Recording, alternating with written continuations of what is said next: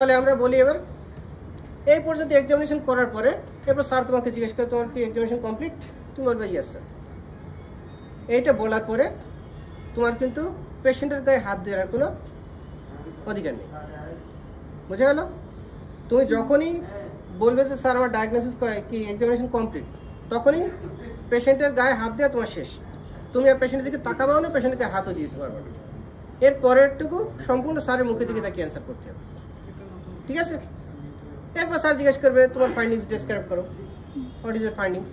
তখন তুমি ডেসক্রিপশন বলবে there is a swelling at the left scapular region. দেখো এটা একটা স্ক্যাপুলার রিজিয়ন না, অথবা medial aspect of the left scapular region, scapular medial aspect, ঠিক আছে? তাহলে আরো স্পেসিফিক হয়ে গেল।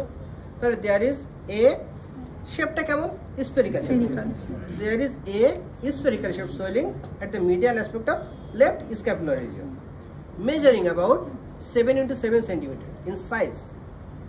Overlying skin condition is normal. There is no scar mark, color change, enclosed faces. Clear? এরপরে temperature is normal, non-tender, surface is smooth, না surface is lobulated. যেহেতু লাইফে বলছি আমরা surface is lobulated. তারপরে soft in consistency, mobile in all direction, not fixed with overlying skin and underlying structure. Sleeping sign positive. Visible and palpable কাপিং impulse negative. এই পর্যন্ত বলে আবার ওয়েট করবে। এরপর স্যার জিজ্ঞাসা করবেন তাহলে তোমার ডায়াগনোসিস কি মনে হচ্ছে? তুমি বলবে sir subcutaneous lipoma at the medial aspect of left scapular region. Clear? এরপর জিজ্ঞাসা করতে হবে তোমার ডিডি কি মনে হচ্ছে। তখন তুমি বলতে পারো স্যার এটা নিউরোফাইব্রোমা হতে পারে, হেমানজিওমা হতে পারে, দুইটার মধ্যে থাকবে, বেশি তো বলা দরকার নেই। হেমানজিওমা হতে পারে, নিউরোফাইব্রোমা হতে পারে। তখন বলবে হেমানজিওমা নয় কেন? তোমার ডিডি রাখলে একটা ডায়াগনোসিসে রাখলে না কেন হেমানজিওমা নয় কেন? তখন হেমানজিওমার পক্ষের ফিচারগুলো বলবে হেমানজিওমা স্যার স্পঞ্জ ইন কনসিস্টেন্সি হয়, ওভারলাইং স্কিনে কালার চেঞ্জ থাকতে পারে, রাইজ অফ টেম্পারেচার থাকতে পারে এবং কম্প্রেসিবিলিটি পজিটিভ থাকে, যেগুলো এখানে নেই। এই জন্য আমরা এটা হেমানজিওমা রাখি নাই। নিউরোফাইব্রোমা নয় কেন? স্যার নিউরোফাইব্রোমা পেইনফুল হতে পারে এবং এটা ফার্ম ইন কনসিস্টেন্সি, এখানে আমরা soft face firm in consistency হয় এবং along the direction of the nerve mobility-টা রেস্ট্রিক্টেড থাকে। এখানে ওরকম কিছু নাই, এটা মোবিলিটি ইন অল ডিরেকশন আছে, যার কারণে এটা আমরা নিউরোফাইব্রোমা রাখি না, ঠিক আছে? এখন তাহলে জিজ্ঞাসা করতে পারে তাহলে এটা কনফার্ম করবো কিভাবে? কনফার্ম করবো কিভাবে? কনফার্ম করার দুইটা উপায় আছে। একটা হচ্ছে আমরা সরাসরি বায়োপসি করতে পারি, একটা হচ্ছে এফএনএসি করতে পারি। যেহেতু সোয়েলিং একটা, এটা তো আমরা অপারেশন করবোই, তাই না? এখন অপারেশন করে সরাসরি আমরা এক্সিশনাল বায়োপসি নিতে পারি, অথবা অপারেশনের আগে এফএনএসি করতে হয়। তাহলে এখানে তুমি যে কোনো একটা করলে স্যার অন্যটা ধরে বসতে পারে, ওইটা বললে না কেন? তাহলে ঝামেলা মেটানোর জন্য তোমরা বলবো স্যার অপারেশনের আগে যদি কনফার্ম করতে চাও তাহলে এফএনএসি করো। এবার স্যার বুঝে নি কি করবে, ঠিক আছে? অপারেশনের আগে যদি আমি কনফার্ম করতে চাই তাহলে তার বায়োপসি করবো না, তাই না? এখান থেকে একটা ছোটো কেটে নিয়ে পরীক্ষা করবো, আবার এক্সিশন করবো, তা তো কখনোই করবো না। অপারেশন করলে একবারই করবো, আর অপারেশনের আগে যদি আমরা কনফার্ম করতে চাই তাহলে এফএনএসি করবো। ক্লিয়ার? এফএনএসি করলে মোটামুটি আমাদের ডায়াগনোসিস কনফার্ম হয়ে যাবে। এরপরে আমরা অপারেশন করব। অপারেশন এরপরে জিজ্ঞাসা করতে পারে ট্রিটমেন্ট কি করবো। ট্রিটমেন্ট এখানে দুই রকম ভাবে কোশ্চেন হতে পারে। একটা হচ্ছে লাইপোমা ট্রিটমেন্ট কি করবে, আর একটা হলো এই পেশেন্টের ট্রিটমেন্ট কি করবে, ঠিক আছে? লাইপোমা ট্রিটমেন্ট যদি বলে তাহলে লাইপোমা ট্রিটমেন্ট শুরু করতে হবে ফলো আপ দিয়ে। তখন বলবো স্যার যেহেতু লাইপোমাটা বিনাইন লেশন, এটা ম্যালিগন্যান্সি চান্স খুবই কম, এই জন্য আমরা একটা ফলো আপ করবো, ঠিক আছে? যদি কোনো কমপ্লেন বা কমপ্লিকেশন ডেভেলপ করে তখন আমরা অপারেশনের সিদ্ধান্ত নেব, পেশেন্টকে অপারেশনের জন্য যোগাযোগ করতে হবে। এটা হলো লাইপোমা ট্রিটমেন্ট। আর যদি বলে এই পেশেন্টের ট্রিটমেন্ট কি, বলবে যে সরাসরি স্যার অপারেশন করবে। কেন অপারেশন করবে? স্যার সোয়েলিংটা যে রিজিয়নে আছে এই রিজিয়নে ম্যালিগন্যান্সির চান্সটা বেশি এবং পেশেন্ট অপারেশন করার জন্য ভর্তি হয়েছে, এই দুইটা ইন্ডিকেশন আছে যার কারণে আমরা অপারেশন করবো, ঠিক আছে?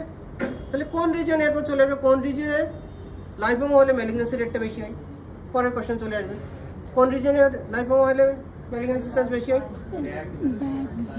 এই যে শোল্ডার রিজিয়ন বা আপার ব্যাক, এই রিজিয়নে যদি হয় বাটক থাই রেট্রোপেরিটোনাল স্পেস, বাটক থাই রেট্রোপেরিটোনাল স্পেস, এই কয়টা সাইটে যদি হয় তাহলে ম্যালিগন্যান্সি চান্সটা বেড়ে যায়।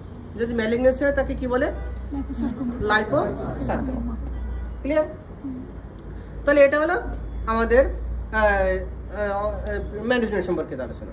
এখন বলতে পারে অপারেশন কি করবো, অপারেশনের নাম কি বলবো sir excision of lipoma under local anaesthesia, excision of lipoma under local anaesthesia.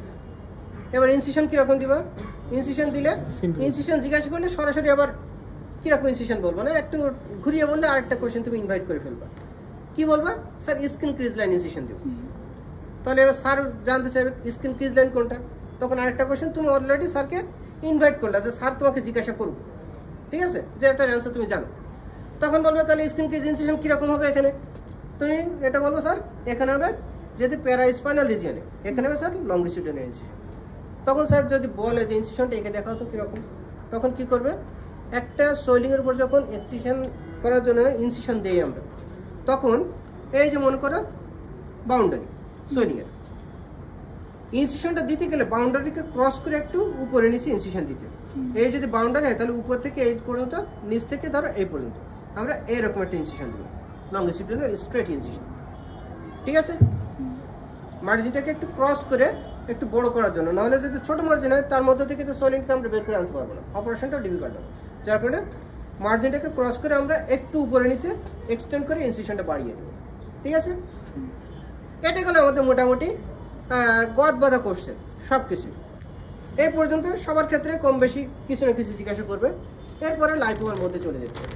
লাইপোমার definition বলো, benign tumour of mature fatty cell, একটাই ডেফিনেশন, আর কোনো কিছু বলার চেষ্টা করবে না, benign tumour of mature fatty cell, just এটাই মনে রাখবে। লাইপোমার ক্লাসিফিকেশন কি, 3 ধরনের লাইপোমা আছে, একটা হলো ডিফিউজ লাইপোমা, একটা হলো এনক্যাপসুলেটেড, একটা হলো মাল্টিপল লাইপোমা। আরেকটা বলতে বলে